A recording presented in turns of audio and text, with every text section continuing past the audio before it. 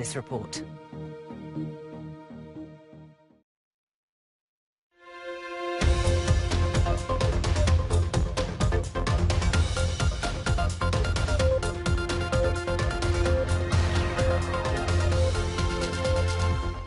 Oh, BP feels the pain of the low oil prices as first quarter profits fall to $2.6 billion. All of this just a day after Britain's Prime Minister says the company must remain in British hands. And hey, Japanese Prime Minister Shinzo Abe continues his US trip, and the focus, the big TPP, the Trans-Pacific Partnership, and key to that pact is a deal between the US and Japan.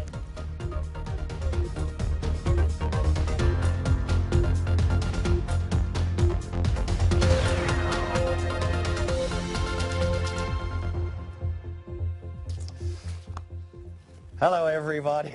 Computer robots. No, computer robots, computer robot cameras. That's what I want to say. There we go. Get in line.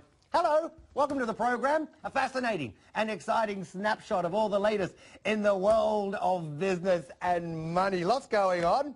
Let's hope the cameras behave. Let's start with the oil giant, BP. Its reported profit for the quarter, the first 3 months of this year, $2.6 billion. That's compared with $3.2 billion for the same period back in 2014 last year. So why? Well, we know it's the financial damage being inflicted by low oil and gas prices compared, of course, to the same time last year. And that could put further pressure on the chief executive, yes, the big boss, Bob Dudley, as he tries to steer the company back to full health, of course, amid continuing fallout from the Deepwater Horizon accident. Now, we know this, that the oil price is roughly 40% lower now than it was this time last year. And all of the oil companies have been pulling back on the money they invest in new projects, things like, exploration, infrastructure, etc. And many have also been laying off staff. Well, last Thursday, BP announced its latest sell-off. That's a major North Sea pipeline system for £320 million. That's nearly $490 million. And we also know BP's rival, Royal Dutch Shell, recently announced it's taking over Britain's BG Group, which has sparked speculation of a wave of consolidation to come in the oil sector. Lots to talk about. They're behaving. It's great. Sabjad Chahal is oil expert at Fat Profits and joins us. Sabjad, always great to have you with us. So I believe better than expected. But let me ask you this, because the big chief, Bob Dudley, he said, I've got a quote here, we are resettling and rebalancing BP to meet the challenges. So he's talking about perhaps a sustained low oil period, low price. Resettling and rebalancing. What does he mean? What's he doing? I think pretty much carrying on in exactly the same vein that they have been, which is looking to basically divest $10 billion worth of assets out. We mentioned earlier on about one of Europe's largest gas pipes that they've sold.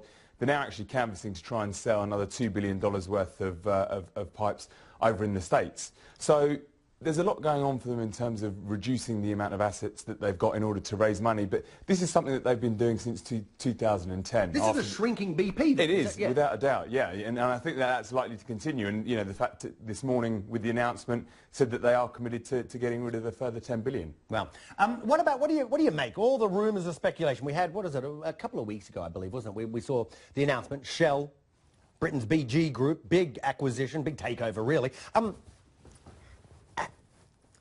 Is BP a takeover target? That's what I want to ask you. Well, I think there's probably only one company that's got the cash really to actually go in and pick them up, and that would be ExxonMobil. But if you were the ExxonMobil board now looking at BP, there's two massive unknowns here. You've got the amount that they're going to have to pay out for the Deepwater Horizon oil spill. That's still an unknown. That's still an unknown. That could run into billions, and it could run in for another 10, 15, 20 years. Right. The other side of it, ExxonMobil, we know, American company. There's a lot of bad feeling towards BP over in the States, and you can't quantify reputational damage as well. Throw in the fact that BP are also involved in Russia as well, which Russia and the US, in terms of the sanctions that they've imposed and the rest of the Western world at the moment, probably not flavour of the month there as well. So, you know, any potential suitor with BP would have to look at those three issues carefully. Okay, and of course the British Prime Minister only yesterday was saying, you know, must stay in British hands. Not that I've got to go, but he can't do much about it anyway. Well, no. They pretty much sold their stake in BP in the late 80s. So you know, really, it makes a good soundbite for the election campaign. But other than that, there's not a great deal they can actually do. That's very true. Subject. You know, our programs are short and sweet, but we appreciate your time. Thank you very much.